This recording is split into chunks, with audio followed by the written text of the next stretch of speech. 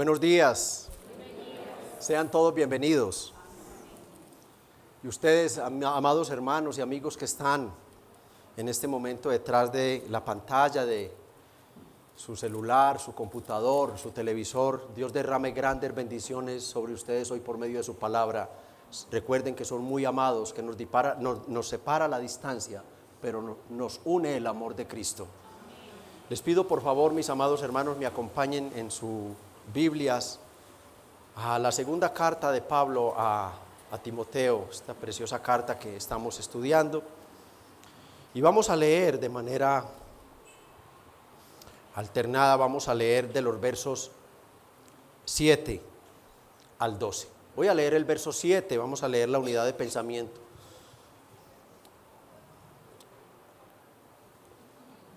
Porque no nos ha dado Dios espíritu de cobardía, sino de poder, de amor y de dominio propio.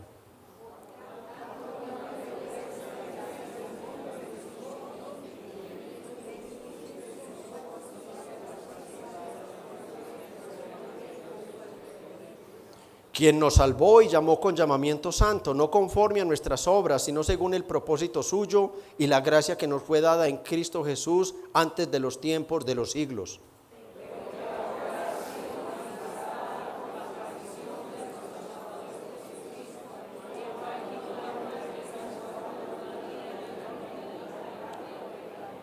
Del cual yo fui constituido predicador, apóstol y maestro a los gentiles todos. Por lo cual asimismo padezco esto, pero no me avergüenzo, porque yo sé a quien he creído y estoy seguro que es poderoso para guardar mi depósito para aquel día. Amén. Espíritu Santo, Dios trino con nosotros, poder, gracia, amor, bondad y sabiduría de Dios para con su iglesia. Fiel Espíritu de Dios, que quisiste inspirar estas palabras en una mazmorra, en la última mazmorra, el último lugar donde quisiste poner a tu gran apóstol Pablo para que expirara y fuera llevado a la gloria. Tú que quisiste estar allí con él motivándole a escribir estas directrices a su amado amigo, discípulo y pastor Timoteo.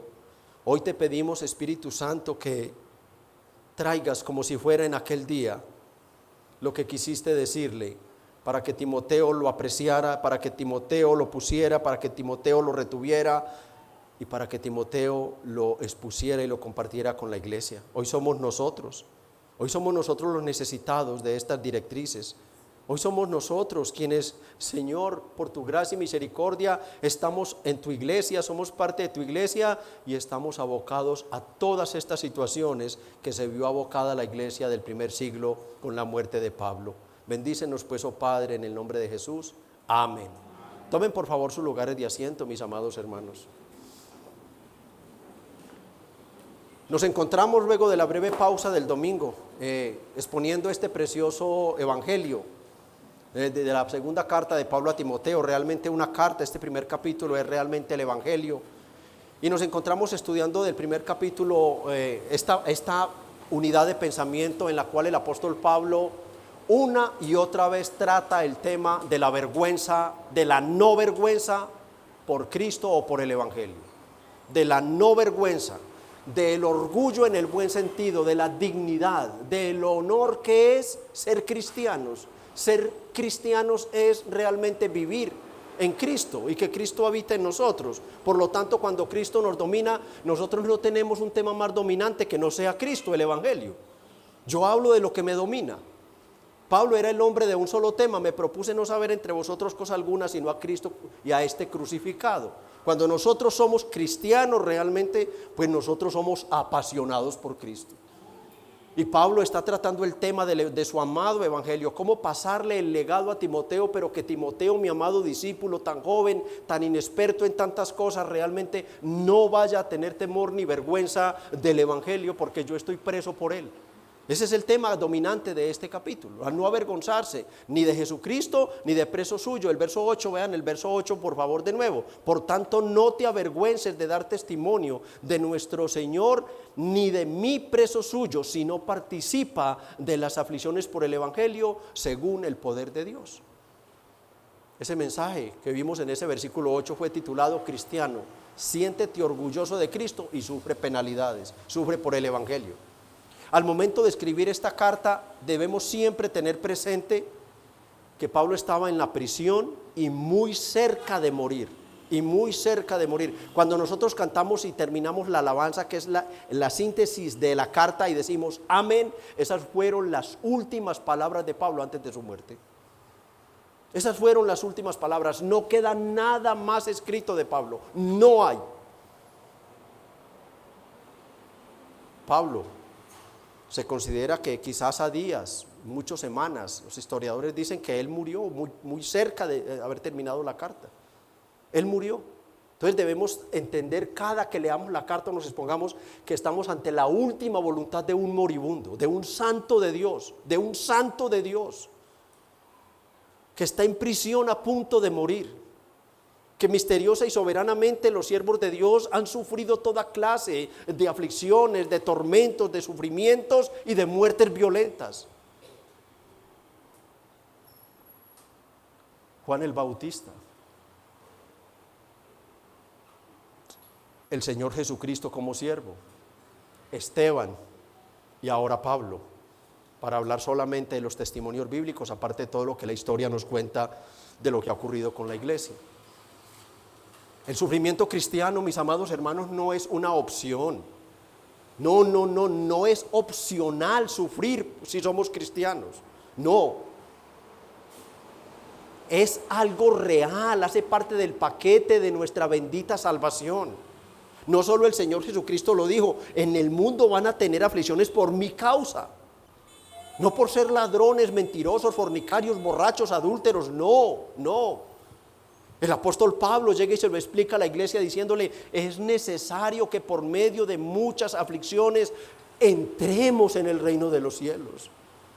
Y Pablo está a punto de morir y diciendo, mi última y gran aflicción será cuando yo sienta el filo de la espada del verdugo y mi cabeza vuele a otro lado. Mi cabeza será separada de mi tronco y por medio de esa gran aflicción yo entraré en el reino de los cielos.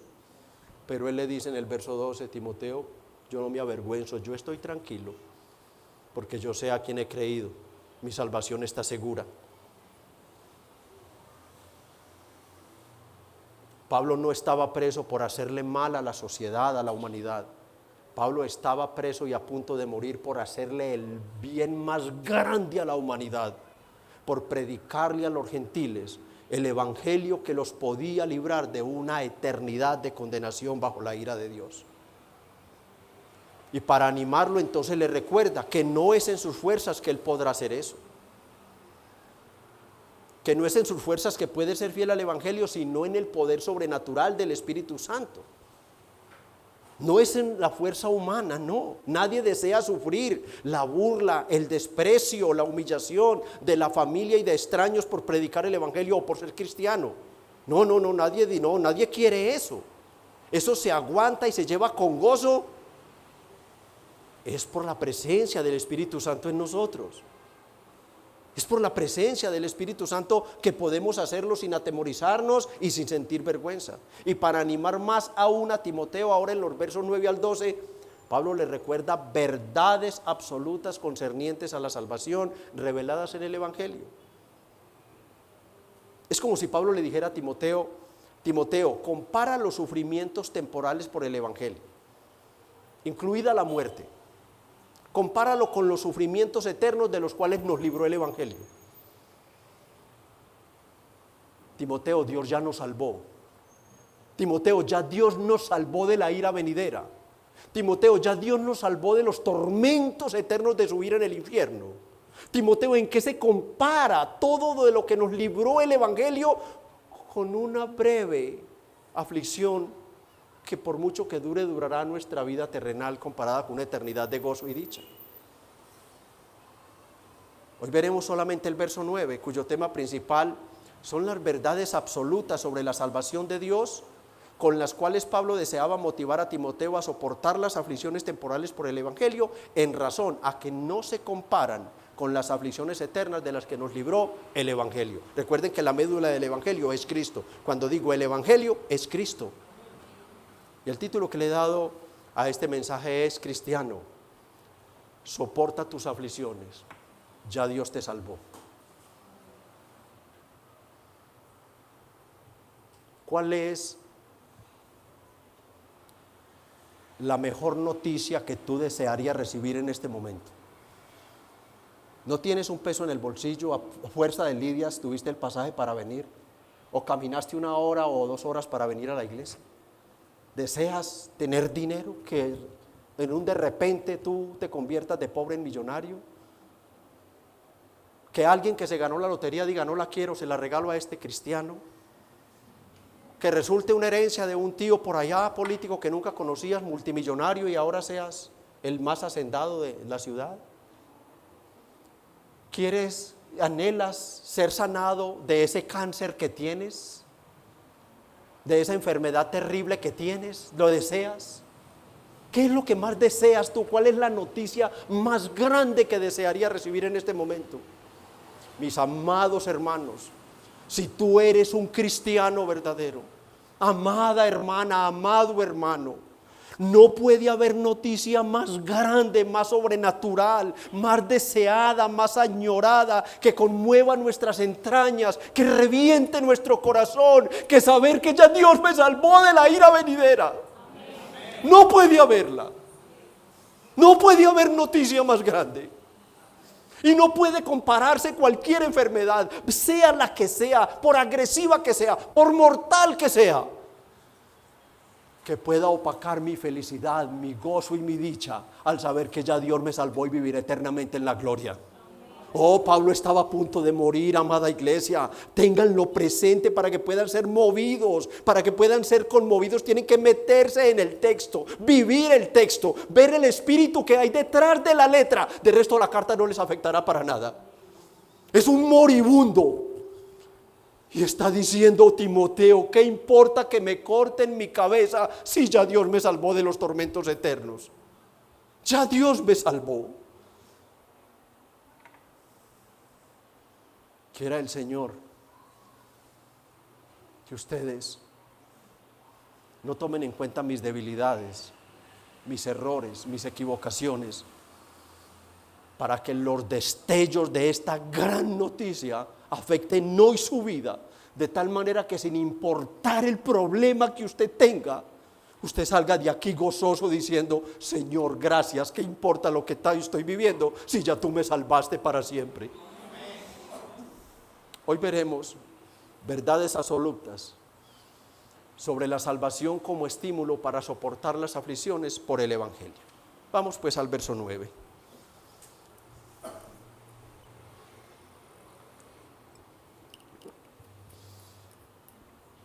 Quien nos salvó y llamó con llamamiento santo, no conforme a nuestras obras, sino según el propósito suyo y la gracia que nos fue dada en Cristo Jesús antes de los tiempos de los siglos. Pablo conecta lo dicho en la frase final del verso 8. Hay que ir allí para comprender mejor el tema. ¿Qué dice el verso 8 en su parte final, que la estudiamos en el mensaje anterior? Participa de las aflicciones según el poder de Dios. Ahora Pablo conecta con la frase: ¿quién nos salvó? ¿Quién nos salvó? O sea, Pablo está indicando que el mismo Dios que dota de poder al creyente para sufrir por Cristo es el mismo Dios que nos salvó. Y esa es la primera gran verdad sobre la salvación de los pecadores como nosotros. Esta es la primera gran verdad, una verdad absoluta contra la cual no hay ninguna clase de objeción de aquellos que han sido elegidos para salvación. Dios nos salvó, amados hermanos, así como suena, ya Dios nos salvó.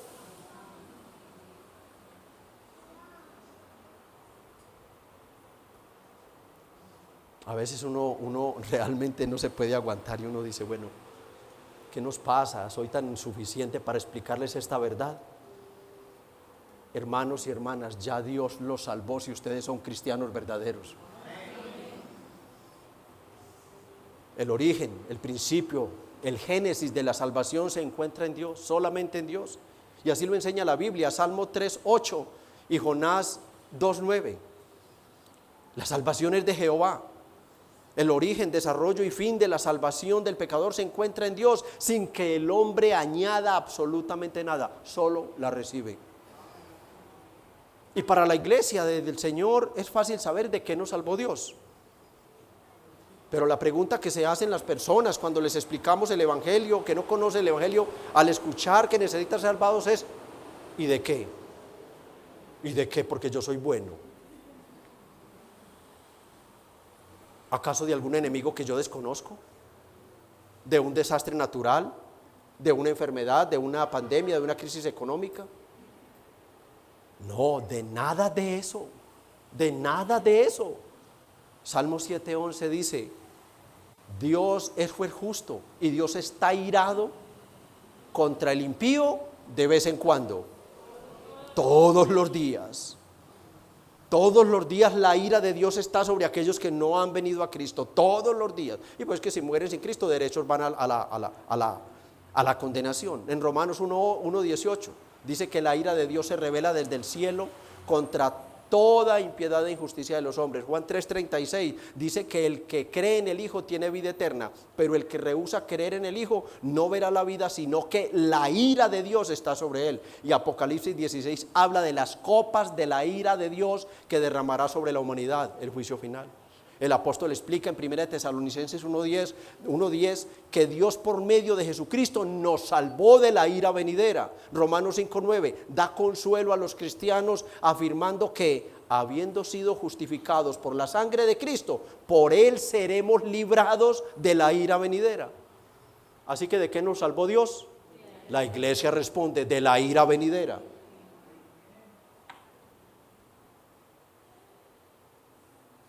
Amigos que están aquí, usted necesita ser salvado de la ira venidera. Usted necesita ser salvado.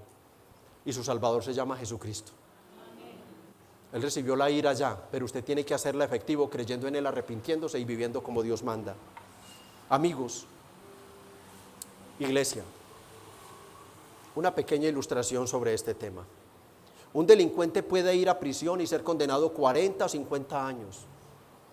Pero tiene la esperanza que un día, aunque anciano, saldrá libre. Pero no ocurre así con el pecador que es condenado bajo la ira de Dios.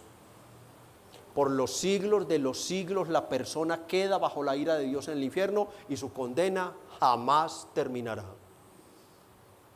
Es de esa ira venidera que nos salva Dios. Y lo hace por medio del Evangelio, nos está explicando Pablo, que le anuncia ¿qué? La obra redentora del Señor Jesucristo. Y Pablo deseaba que Timoteo recordara que en nada se comparaban los sufrimientos temporales por el Evangelio con los sufrimientos eternos de los cuales Dios nos ha librado por el Evangelio. ¿Y cómo llega esta noticia? ¿Cómo llega esta salvación al pecador que ya es salvo, pero él no lo sabe? Él anda en el pecado por el mundo. Él anda como anduvimos todos nosotros antes de ser llamados. Bueno, segunda gran verdad sobre la salvación. Vean de nuevo el verso 9, la segunda verdad. Quien nos salvó y llamó con llamamiento santo. Vayan viendo que los verbos están en pasado. Su tiempo es pasado. Es pasado. Estamos hablando de la seguridad de la salvación. Estamos hablando de que nuestra salvación está en el pasado, ¿sí? Que está asegurada desde el pasado. Que los elegidos, predestinados y ahora que son llamados, no son llamados para ser salvos, son llamados para conocer que son salvos. Son llamados para conocer que eran salvos desde antes de la fundación del mundo, como veremos en la última frase, pero no lo sabíamos. Por el llamamiento. Pablo recuerda a Timoteo que la garantía de la salvación está en la clase de llamamiento que el mismo Dios que nos salvó nos hace. En la clase de llamamiento que Dios nos hace. Y este llamamiento viene a través del Evangelio. A través del Evangelio. Confesión de fe, página 53, párrafo 1. Aquellos a quienes Dios ha predestinado para vida, tiene a bien a su tiempo señalado y aceptable llamar eficazmente. Repito el encabezado del párrafo. Aquellos a quienes Dios ha predestinado para vida, tiene a bien a su tiempo señalado aceptable llamar eficazmente. ¿Cuál fue la lectura introductoria de nuestro pasaje? ¿Cuál fue la doctura? ¿Efesios qué? ¿De qué trata Efesios 1? Según nos escogió en él, Efesios 1:4, antes de la fundación del mundo, para que fuésemos santos y sin mancha delante de Él, en amor, habiéndonos predestinado para ser adoptados hijos suyos por medio de Jesucristo, según el puro afecto de su voluntad. Nos llamó con llamamiento santo.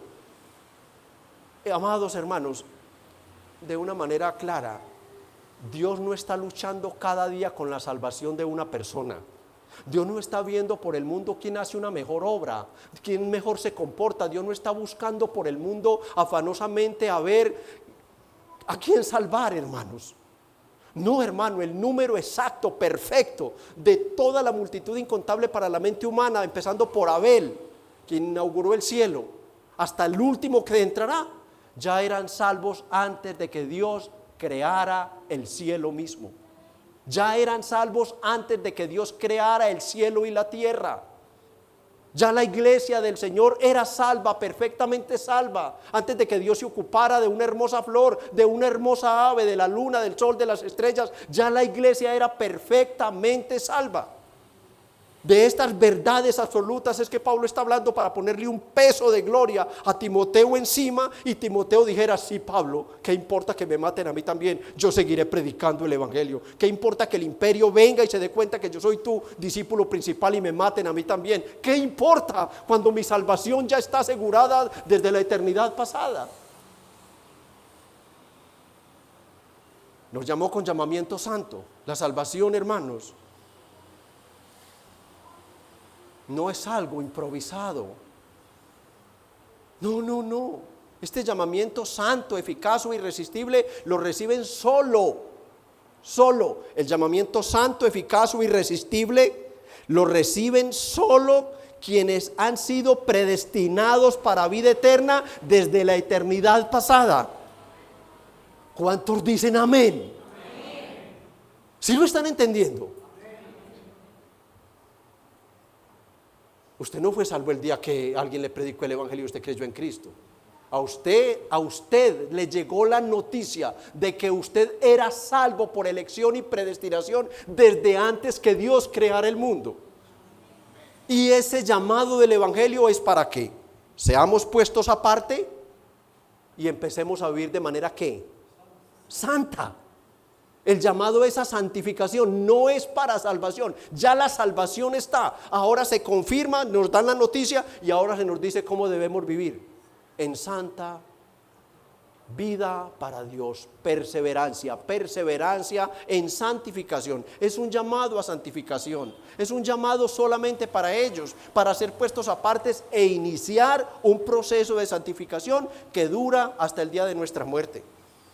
Según nos escogió en él antes de la fundación del mundo, para que fuésemos santos y sin mancha delante de él. En ese proceso estamos, en ese proceso está la iglesia.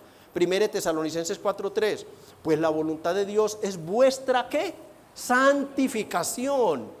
Hebreos 12:14, seguid la paz con todos y la santidad, sin la cual nadie verá al Señor. 2 Corintios 7:1, perfeccionando la santidad en el temor de Jehová. 1 de Pedro 15:16, sino como aquel que os llamó es santo, sed también vosotros santos en vuestra manera de vivir, porque escrito está: sed santos porque yo soy santo. O sea, indiscutiblemente este llamamiento no es para salvación, sino para santificación. ¿Por qué? Porque volvamos a lo mismo, para que nos quede todavía más claro en la mente, porque ya éramos salvos desde antes de la creación del mundo. No habrán sorpresas en la salvación, no se colará alguno, ni faltará alguno, no.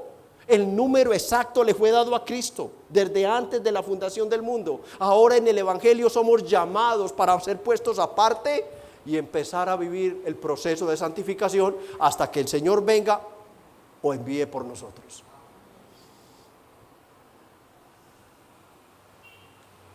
Pastor, ¿existe otra clase de llamamiento?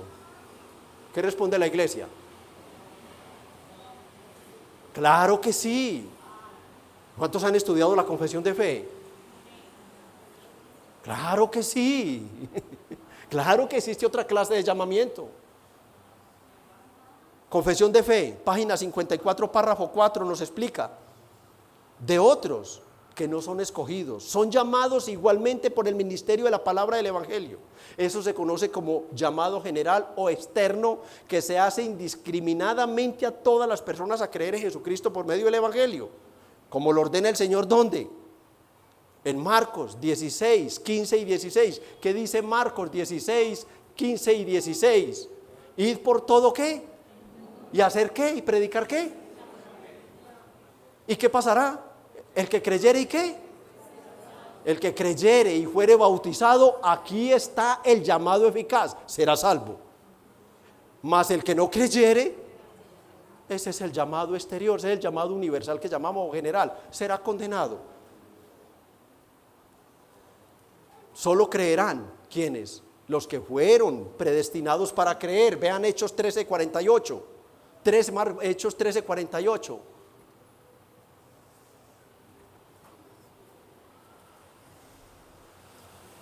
El que cree, bueno, avancemos. Por eso dice la Biblia en Mateo 22:14, ¿qué dice de todas maneras acá? Los gentiles oyendo esto se compungían y glorificaban la palabra del Señor. ¿Y quiénes creyeron? Por favor, iglesia. Los que estaban ordenados. La palabra ordenados es escogidos o predestinados para vida. Solo ellos, muchos creyeron la palabra, muchos. Pero, ¿quiénes creyeron a la palabra? Todos los que estaban ordenados para vida, para salvación. ¿Cuántos dicen, Señor, gloria a tu nombre por la doctrina de la predestinación y la elección? Gloria al Señor, mis hermanos. Es una doctrina poderosa. Es que es la doctrina fundamental de la que se sostiene o se cae mi alma. Porque ¿cómo me iba yo a salvar si Dios no toma la iniciativa y me escoge, amados? ¿Cómo? Mateo 22:14. ¿Qué dice allí hablando de este llamado? Allí muchos son los llamados, llamado general, llamado universal, pero pocos. El evangelio se lanza como una gran red. ¿Recuerdan una vez que prediqué un sermoncito sobre las 2 clases de peces? La red saca de todo, pero luego empieza a clasificar y a botar todo lo que no sirve. El evangelio se lanza como una red al mundo entero. Cae a todos para dejarlos sin excusa para el día final, pero solo creerán, ¿quiénes? Los que fueron predestinados para vida eterna, mis amados. Solamente ellos, y debemos dar gloria a Dios por eso.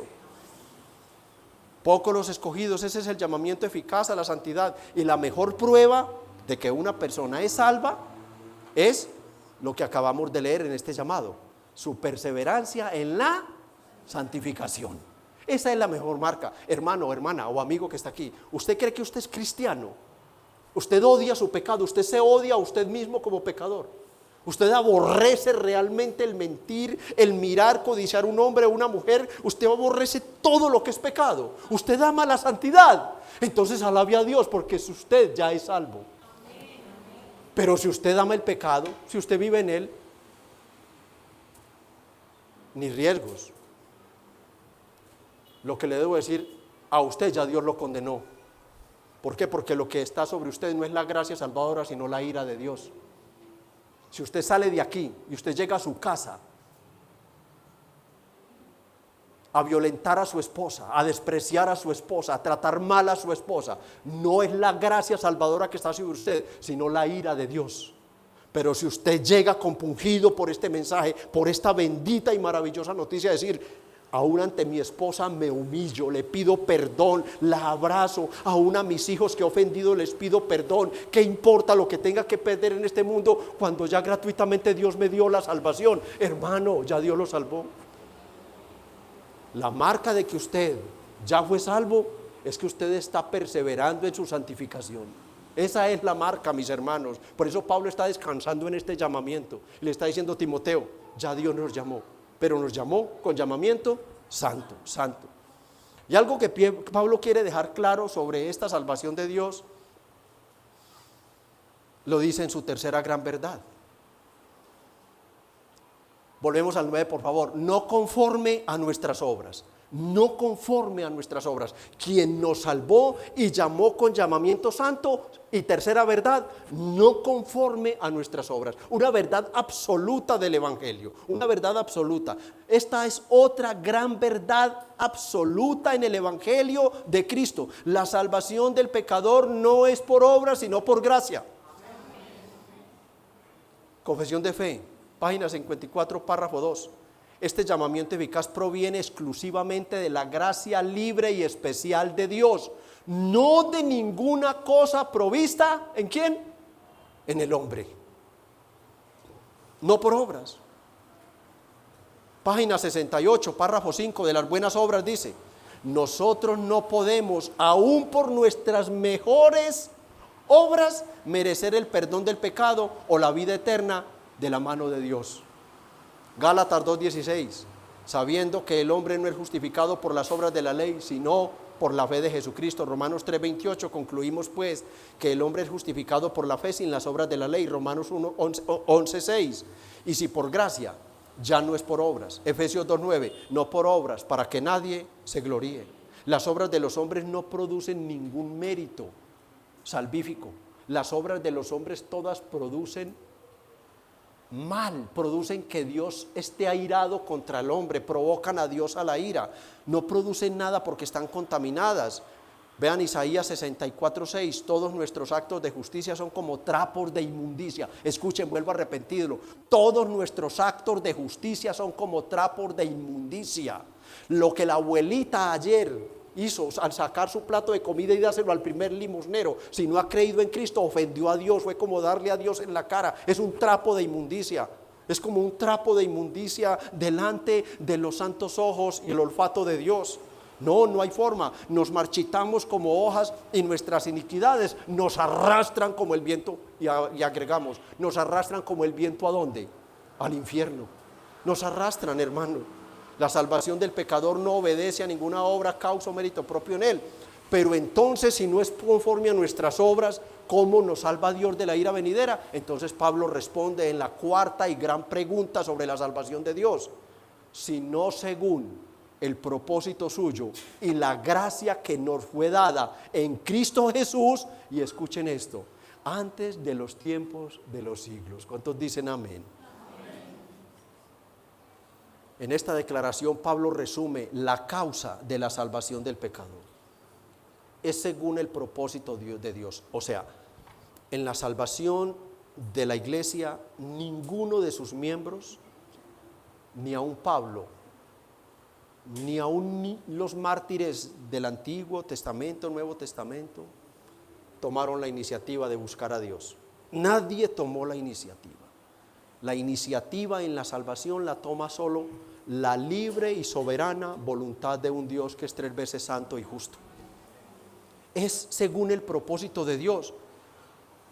Dios decidió salvarnos no por nuestras obras, sino a pesar de nuestras terribles obras.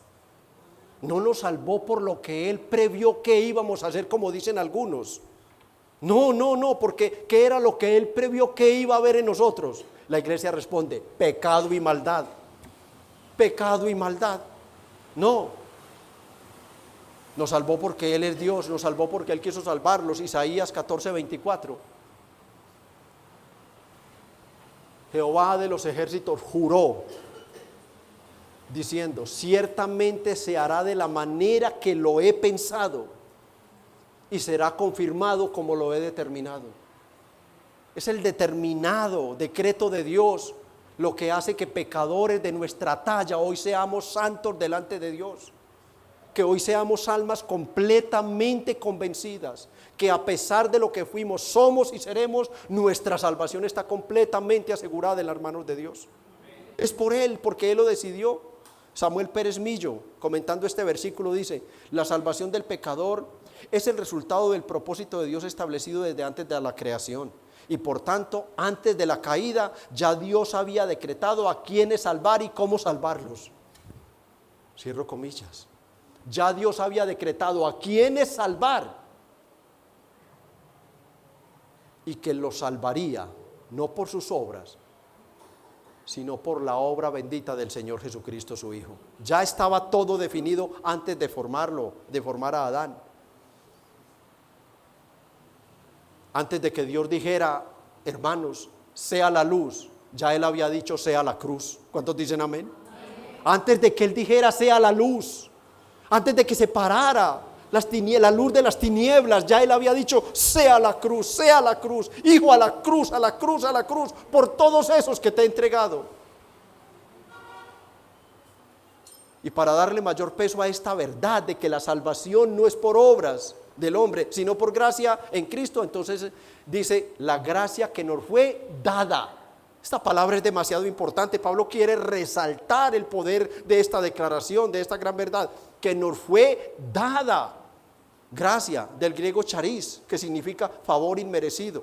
Gracia es el favor de Dios para seres indignos de su favor. Gracia es el don gratuito que no se puede ganar con méritos propios.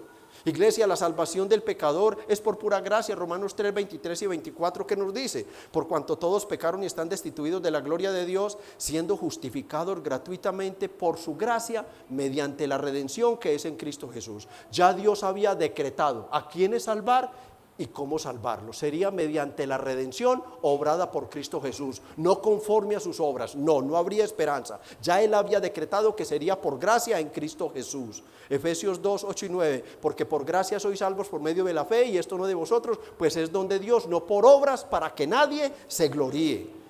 ¿Y cuál es el fundamento de esta salvación por gracia? Bueno, la persona de Cristo Jesús, como dice 2 Corintios 5, 21, al que no conoció pecado. Esto estaba decretado desde antes de la fundación del mundo, por nosotros lo hizo pecado, para que nosotros fuésemos hechos justicia de Dios en él. Efesios 2:5, aún estando nosotros muertos en pecados, nos dio vida juntamente con Cristo, por gracia sois salvos. Y ahora, la corona de estas verdades, la gran corona de estas verdades, que como les decía en la introducción, deben salir de acá a pesar de lo que estén pasando. La enfermedad, la crisis, los problemas, hermanos, ¿cuánto demoran? ¿Cuántos años tienes tú? ¿20, 30, 40, 50? ¿Qué te queda de vida comparado con una eternidad gloriosa? ¿Qué te queda? ¿Qué te queda a ti, hermanos? Sabiendo lo que viene. Y esta es la corona de estas declaraciones. ¿Desde cuándo es salva la iglesia? ¿Desde cuándo fue salvada la iglesia? ¿Desde cuándo fue el decreto salvífero para la iglesia? Pablo termina diciendo en la quinta y gran verdad sobre la salvación, que nos fue dada en Cristo Jesús desde antes de los tiempos de los siglos. Leamos el verso completo. Quien nos salvó y llamó con llamamiento santo, no conforme a nuestras obras, sino según el propósito suyo y la gracia que nos fue dada en Cristo Jesús antes de los tiempos de los siglos. Mis hermanos, ya lo dije y lo repito, Dios no está mirando cómo camina alguien, qué hace alguien, cómo piensa alguien, cómo actúa alguien para ver si lo puede salvar o no. No, mis hermanos. Los pecadores elegidos son salvos por decreto eterno desde antes de la creación de los cielos y la tierra. Vuelvan a Efesios 1, 4 y 5, por favor. Vuelvan a Efesios 1, 4 y 5, por favor. Pablo, ante esta gran verdad, desde el verso 3, levanta una doxología, una alabanza. Pablo está impactado por esta revelación que le dio Cristo y que el Espíritu Santo se la ha confirmado. Entonces Pablo primero alaba a Dios antes de darle esta noticia a los efesios. Y él dice, bendito sea el Dios y Padre de nuestro Señor Jesucristo, que nos bendijo con toda bendición espiritual en los lugares celestiales en Cristo. Miren la herencia que ya tienen ellos. Según nos escogió, es para ellos esa herencia de bendiciones eternas que sobrepasa cualquier imaginación humana, es solamente para estos escogidos en Él es Cristo, Él es Cristo, el sujeto es Cristo, antes de la fundación del mundo, para que fuésemos santos y sin mancha delante de Él, en amor, habiéndonos predestinado para ser adoptados hijos suyos por medio de Jesucristo, según el puro afecto de su voluntad. Amados hermanos, la salvación de la iglesia es imperdible. No, hermanos, no dije nada. Iglesia, ¿cómo les parece que faltan 20 para las 12? Es como si hubiera dicho esto, hermanos. No, esforcémonos un poquito más. Mantengamos una mentalidad de reino, amados. Mantengamos una mentalidad de reino, hermanos. Para glorificar a Cristo debemos estar plenamente seguros de la salvación en Cristo, hermanos. Usted no glorifica a Cristo cuando vive dudando de su salvación, cuando usted tiene las marcas, cuando usted se revisa a través de la Biblia y usted ve que usted realmente es una criatura nueva, que usted es un hijo de Dios, que usted ha sido adoptado por Dios por predestinación. Cuando usted ve eso, usted tiene que vivir como un salvo, hermano. Usted tiene que vivir como una criatura de Dios, hermano. No, Dios no es glorificado, Cristo no es exaltado y honrado cuando usted vive apacharrado por toda situación. Ay, no, es que pobrecito, es que Julano no me habló. Ay, es que Julanita pasó y me habló todo duro. Ay, fue que me levantaron la voz. Hermano, ¿qué es eso? ¿Qué es eso? Hermano, ya Dios lo salvó. Levántese, mi hermano. Cobre ánimo, fuerza, los pies, las rodillas, las manos cansadas, los ojos que se están cerrando. El miércoles aprendíamos, Señor, abre mis ojos para que vea esta salvación tan grande. Abre, dame luz espiritual, dame vida espiritual para que comprenda, Señor, de qué fue que me salvaste. Y entonces, ¿qué importará una migraña? ¿Qué importará un dolor de cabeza? ¿Qué importará, mi hermano, que me tenga lo necesario, que tenga el arrocito con el huevo? ¿Qué importará cualquier situación, hermano? Pero tenemos que vivir como salvos, hermanos. Son doctrinas fundamentales, amado, para la fe cristiana. Son verdades absolutas, hermanos, que se convierten en plataformas que nos elevan por encima de cualquier situación que yo pueda vivir en este mundo. Yo sé que soy salvo. Yo sé que veré al Señor, yo sé que lo veré. Yo sé que mi Redentor vive. Y que un día me levantará de los muertos y lo veré yo con mis ojos, yo y no otro. Yo lo veré porque soy salvo. Y soy salvo conforme a lo que me explica la Biblia. No por mis obras, no porque Dios se impactó con mi conducta, sino por los méritos de Cristo desde la eternidad pasada. La salvación de la iglesia está decretada, asegurada desde el pasado, antes que los tiempos empezaran a contar, o sea, desde el tiempo donde no existía el tiempo. ¿Por qué? Porque Dios en su soledad, pleno, absoluto, glorioso, eterno, Dios no medía los siglos, no contaba los siglos. Eso se conoce como eternidad pasada, pero luego de la creación se empezó a contar el tiempo y se considera solo de forma cronológica un aproximado, nada de ser precisos o exactos en estos. Se considera un periodo de 4004 años desde Adán hasta la venida de Cristo. Y desde antes que se empezara a contar ese tiempo sin ser exacto, por decreto divino, si tú eres un creyente o una verdadera creyente, ya tú eras salva. Desde antes que Dios creara a Adán y Eva cayera, antes de que tú nacieras, mírate, ya era la salvación un hecho para ti. ¿Qué importa lo que pase en este mundo o no? ¿Qué importa la ofensa que me hayan hecho? La burla que me hayan hecho. ¿Qué importa la situación que estoy viviendo? Ya Dios me dio lo más impactante que puede existir. Dios me eligió, Dios me predestinó, Dios me regeneró con su Espíritu Santo, me adoptó como hijo y me hizo heredero y coheredero de la vida eterna desde antes que el mundo existiera. Estas son verdades absolutas que deben movernos, que deben avivarnos a la espiritualidad, hermanos, que deben movernos, amados hermanos. Esto está asegurado, es imperdible, inmodificable, como lo expresó el Señor en Juan 18:9. Muchas veces lo leemos y no pensamos en algo.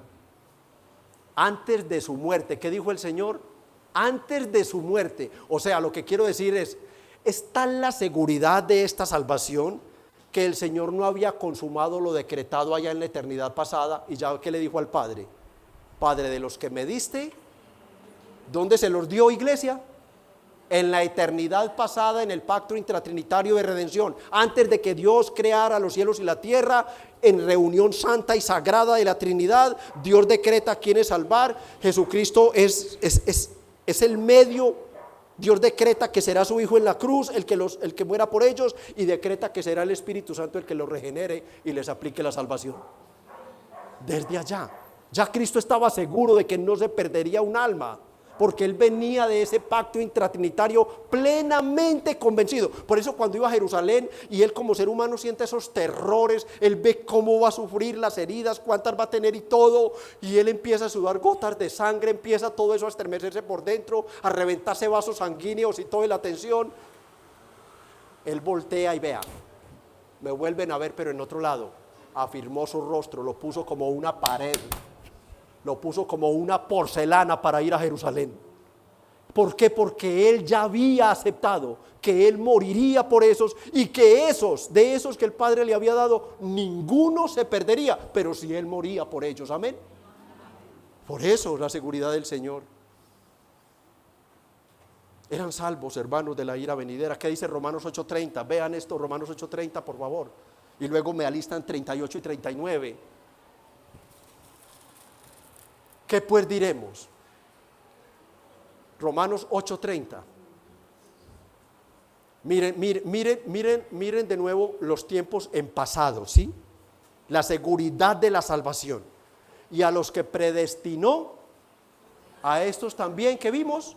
Llamó, llamamiento eficaz para santificación. Y a los que llamó a ese llamamiento de santificación, también, ¿qué? Justificó, los declaró inocentes, como si nunca hubieran cometido un solo pecado. Y a los que justificó, a estos también glorificó. Para Dios ya la iglesia está glorificada con Cristo.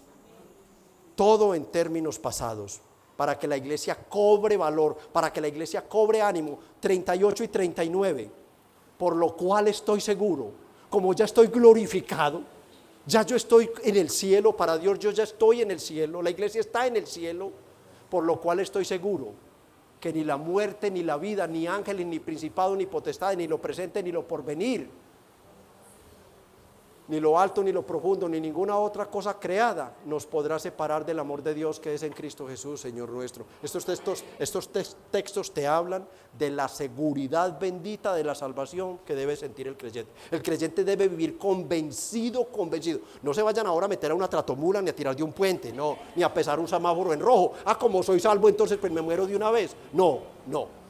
Cuidamos la vida, pero no tememos a lo que nos pase en esta vida por ser fieles a Cristo. Repito, por ser fieles a Cristo. Porque si a usted se le viene la mano de Dios, si el martillo de Dios le cae encima a usted por vivir en desobediencia, pues no le aconsejo esto. No, es sufrir por el Evangelio y morir por el Evangelio lo que asegura la salvación. Aunque Pablo estaba en una fría celda a punto de morir, hermanos, ¿pueden ver la seguridad de Pablo? Pueden ver la seguridad de Pablo. Vean lo que le va a decir próximamente. Bueno, se lo dijo, pero en nuestro estudio expositivo. ¿Qué le va a decir en el verso 12? Por lo cual, asimismo padezco esto. O sea, por este evangelio, Timoteo, por esta certeza que yo tengo, porque estas verdades sobre el evangelio están arraigadas en mi corazón, Timoteo. Yo no me avergüenzo, Timoteo. Yo me siento orgulloso, Timoteo, porque yo sé a quién he creído. Y estoy seguro que es poderoso para guardar mi depósito para aquel día. Y tú y yo debemos tener esa seguridad. Tú y yo debemos tener esa plena seguridad. Señor, en cualquier momento llamarás mi alma. Oh, pero mi depósito está seguro en tus manos, mi fiel guardador. Mi depósito está seguro, mi salvación está asegurada, hermanos. A manera de conclusión, en el contexto de la carta, Pablo desde su prisión y próximo a morir, exhorta a Timoteo, este es el contexto de la carta, a sufrir por dar testimonio del Señor y su evangelio, sin ninguna clase de temor, infundiéndole estas verdades de nuevo. Timoteo las conocía, pero Pablo quiere levantarle el ánimo. Era una presión fuerte y real.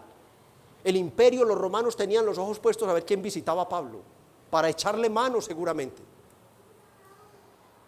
Era un peligro real en ese momento. Y Pablo lo está convenciendo: Timoteo, es que si te matan por hacer la voluntad de Dios, Timoteo, mira lo que te espera, mira lo que ya tienes asegurado. Pablo sabía, hermanos, que su salvación estaba segura, y la de Timoteo también, y la de toda la iglesia. Pablo sabía que los pecadores predestinados son salvos por decreto eterno. Amén, claro que sí. Pero es que Pablo también sabía una cosa, mis hermanos. Sabía que Dios ha decretado que esos predestinados serán llamados a su salvación por medio del Evangelio. Primera a los Corintios 1:21. ¿Qué dice Primera a los Corintios 1:21? Pues ya que en la sabiduría de Dios el mundo no conoció a Dios mediante la sabiduría, agradó a Dios salvar a los creyentes. Mire, salvar a los predestinados, podemos cambiar con reverencia la palabra. Salvar a los predestinados por la locura de la predicación. Timoteo no podía bajar la guardia. Timoteo no podía menguar en hablar del Evangelio, en hablar de Cristo como el único camino, la verdad y la vida para escapar del infierno. Timoteo tenía que cobrar ánimo igual que nosotros. Yo creo que estas verdades nos van a motivar mucho más a nosotros. Nos van a motivar mucho más a nosotros. ¿Por qué? Porque hoy somos tú y yo los responsables de predicarlo, como dijo Lutero. ¿Qué dijo Lutero referente a este texto? Dios no necesita de tus obras, pero tu vecino sí. ¿Qué más dijo? No existe dentro de la cristiandad obra más grande y valiosa que predicar el evangelio de la gracia a los perdidos. Dios no necesita de tus obras para salvarte, pero sí necesita de la gran obra. Ese vecino que tienes necesita que tú le hables de Jesucristo, y si a Dios le place, le puede salvar si es su voluntad. Iglesia, con estas verdades absolutas sobre la salvación, en el contexto Pablo deseaba infundir valor. ¿Has cobrado valor hoy?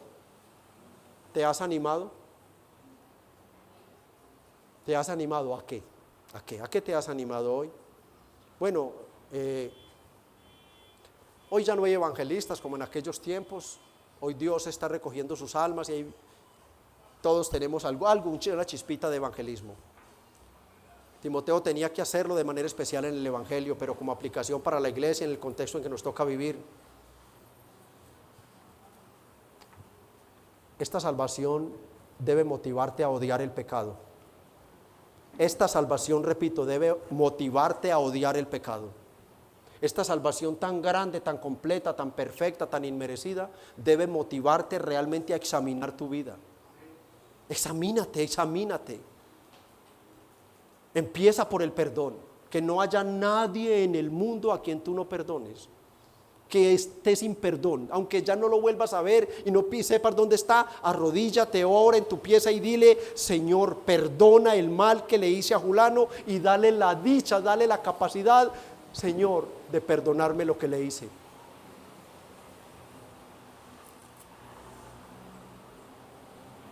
Porque el que no perdona a los hombres sus ofensas, tampoco vuestro Padre que está en los cielos os perdonará vuestras ofensas. Que nadie se engañe en esta iglesia, que nadie se autoengañe, nadie, niño, joven, adulto, anciano, pastor, esposa del pastor, hijo del pastor. No nos engañemos. Si no hemos perdonado genuinamente a otros pecadores, podemos firmar que Dios no nos ha perdonado a nosotros. Que esta gran salvación te lleve a examinarte y te conceda la humildad, la capacidad de arrastrarte por el suelo si es necesario para ir a otro y solamente levantar tus ojos y decirle: por favor, perdóname, por favor, perdóname. Ese es el evangelio de la cruz. Ese es el evangelio. Ya Dios nos perdonó, ya Dios nos salvó.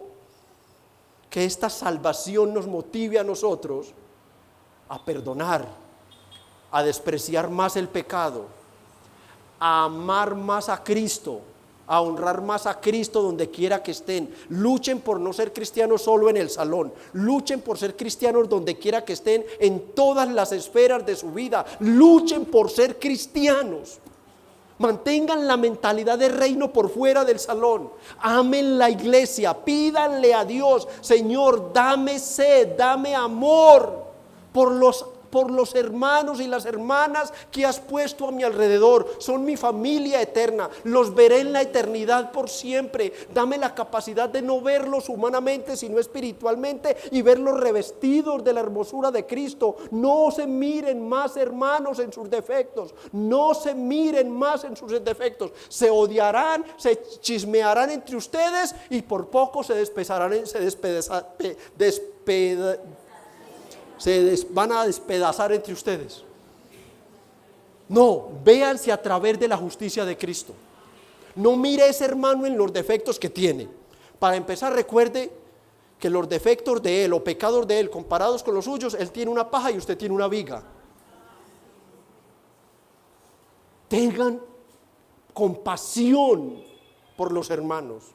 En la iglesia siempre habrán niveles diferentes, estándares diferentes de crecimiento espiritual. No se crean más que ninguno. Siempre habrán bebecitos gateando, otros dando pasitos, otros ya dando carreritas y otros que corren solos. Pero los que son maduros en la fe, ¿qué tienen que hacer? Tener compasión ¿de quién? De los más débiles, hermanos. Que esta salvación tan grande los convenza que ustedes ya son ciudadanos del cielo. Esto es mentalidad de reino, hermanos. Ustedes ya son ciudadanos del cielo.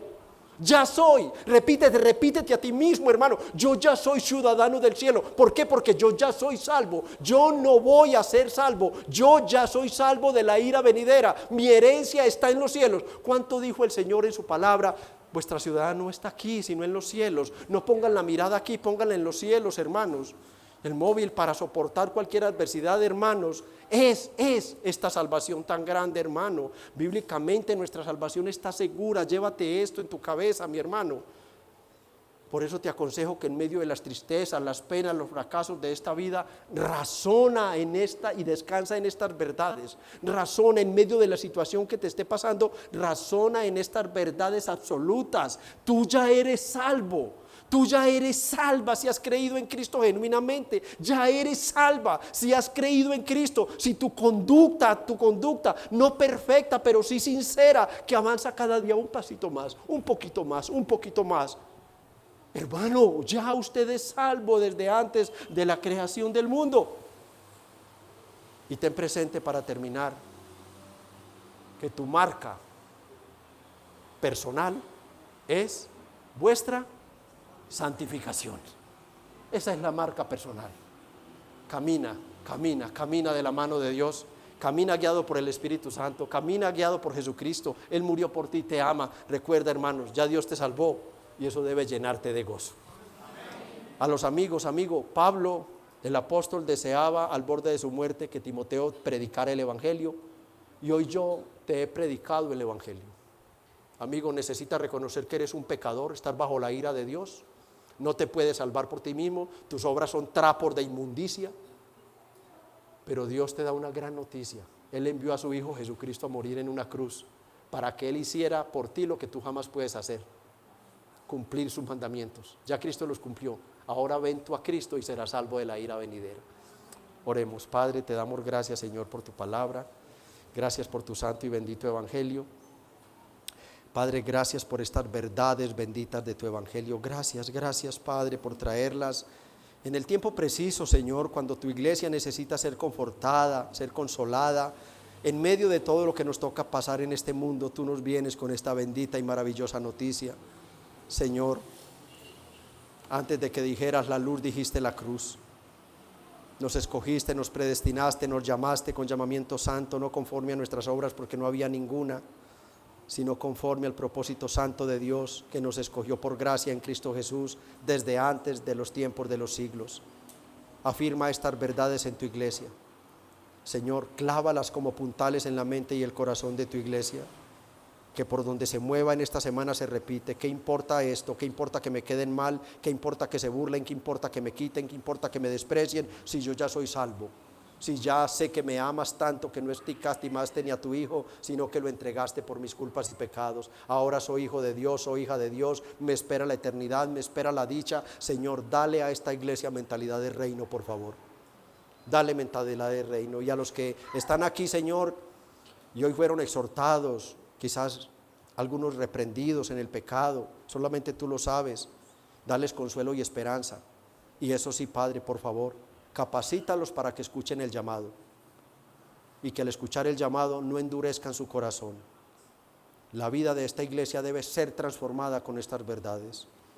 Cada día debemos procurar ser mejores hijos de Dios, mejores cristianos, porque sabemos que estamos siendo preparados por estas verdades para ir a tu presencia. Gracias pues, Padre, te damos por tu santa palabra en Cristo Jesús. Amén y amén.